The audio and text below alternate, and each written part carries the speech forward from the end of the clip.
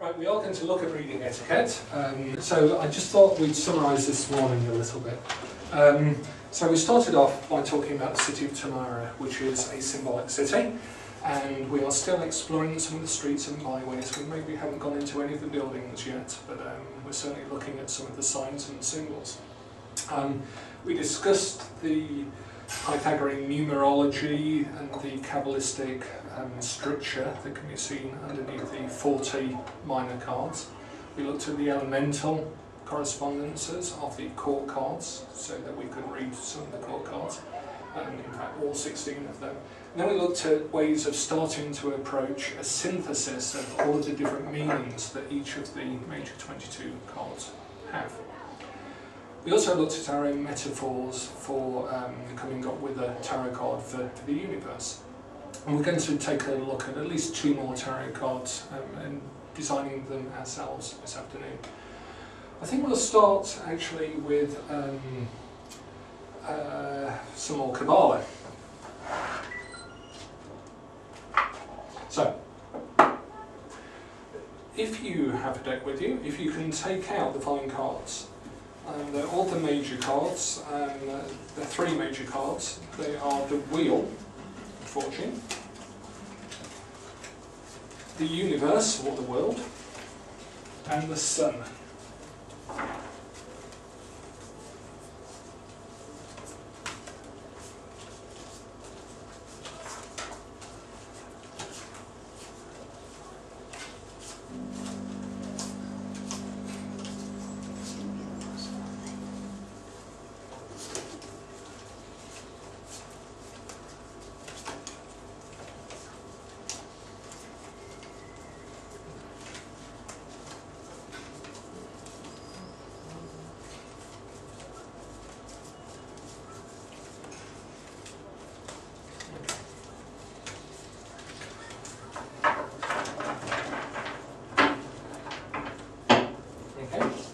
I'd like you to place them in front of you like so. The Sun, the World, and the Wheel of Fortune.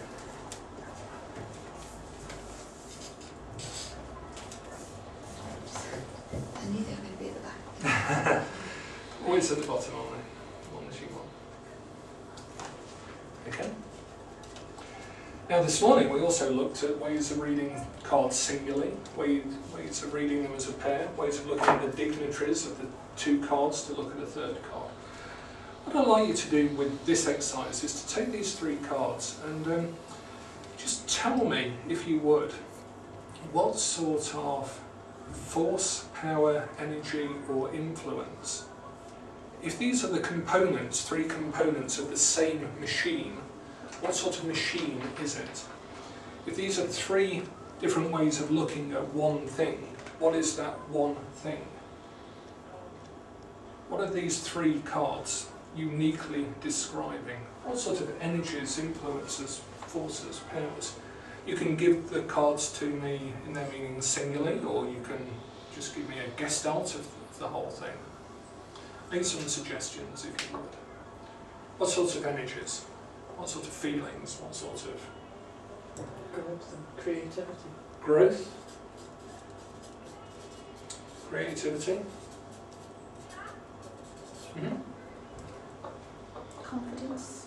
Confidence? Positiveness, whatever that word is. Positivity.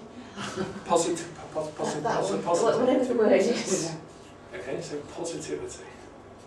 Okay, good, yeah. Movement. Movement. Is it a particular sort of movement? Is it a particular sort of movement?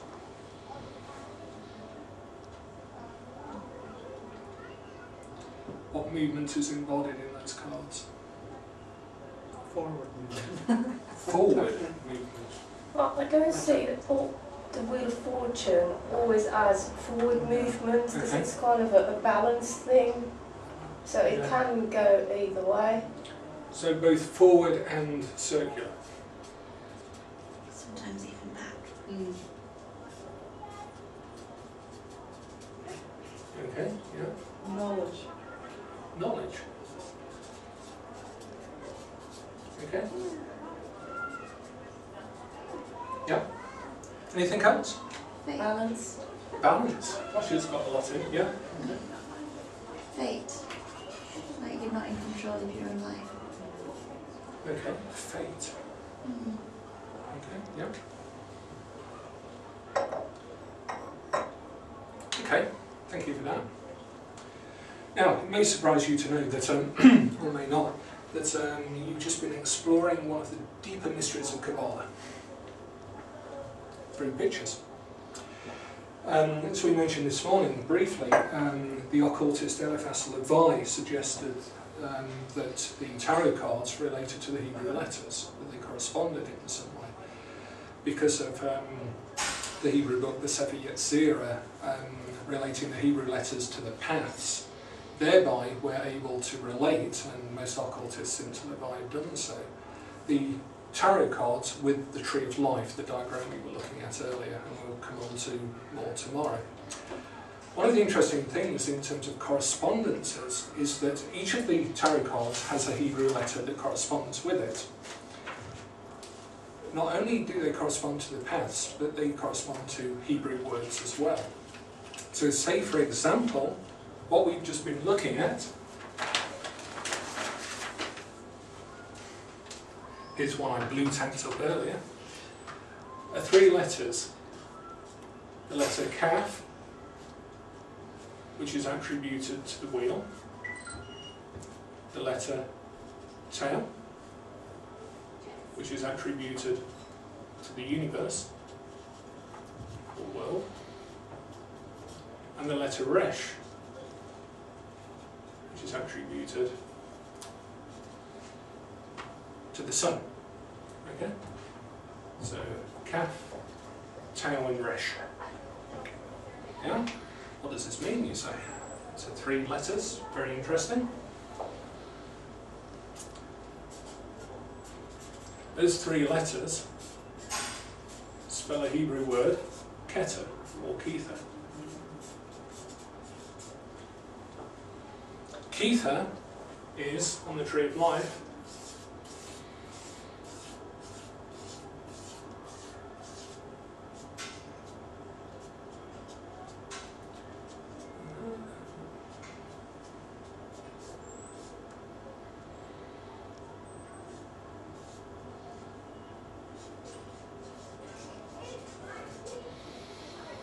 is the name of the Sephirot, or Sephira, singular, Sephira,